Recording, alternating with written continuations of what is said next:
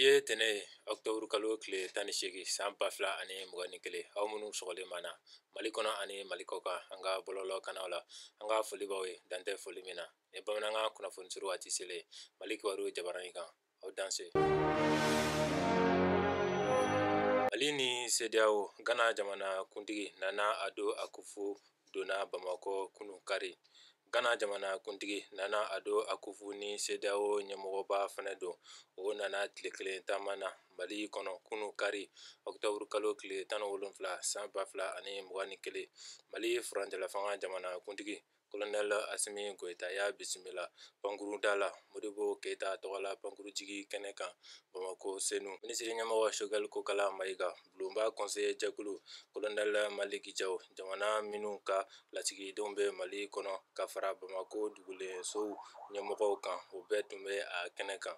CEDEAO ɲɛmɔgɔba ka nin taama in bɛnna ni Mali ni Faransi cɛ gɛlɛya ye politiki ko nasira la. O waati kelen na diɲɛma bɛ ka a kan Mali furancɛla fanga ɲɛmɔgɔw kɔ k'u ka kalataw kɛ a dɔgɔfɔlen na n'o ye san 2022 février kalo nata ye. Furancɛla fanga ɲɛmɔgɔ dun b'a la ka garan basigi sabatili la fɔlɔ jamana kɔnɔ.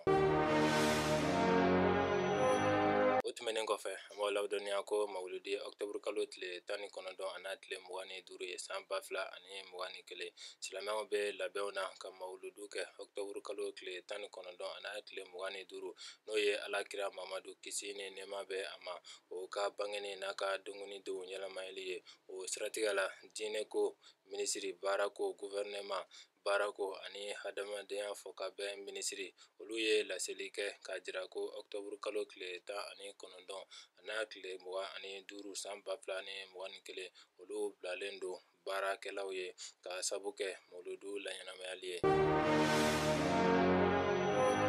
An bɛ taa farikolo ɲɛnajɛ kibaruyaw la k'aw ladɔnniya ko Afiriki ndolantanatɔnw ka ŋanaw ka ligi kɛnɛ kan Lajinɛ ye Stade Malien gosi Bamakɔ 1-0. Stade Malien ni Lajinɛ hɔrɔnya ACE ye ɲɔgɔn sɔrɔ Modibo Keita tɔgɔla farikolo ɲɛnajɛ kɛnɛ kan sibiri don septembre kalo tile 16 san 2021 Afiriki ndolantanatɔn ŋanaw ka ligi la hɔrɔnya ye tulon dato Stade Malien na 1-0. Lajinɛ ko bi kelen donna sanga 57 na ntolantan in kɔmasegi bɛ kɛ Laginɛ octobre kalo tile 24 san 2021 ni dɔgɔkun laban in ma diya Mali ntolantanatɔnw na Binkan FC fana binna Burkina Faso AS Yenbeka ɲɛkɔrɔ Bamako yan 1-0. Ni ne bɛ dansigi an ka bi kibaruyaw la n b'a fɔ Ala ka bɛn ni lafiya sabati jamana kɔnɔ aw kan bɛn wagati wɛrɛ la ni kɛnɛ kelen kan.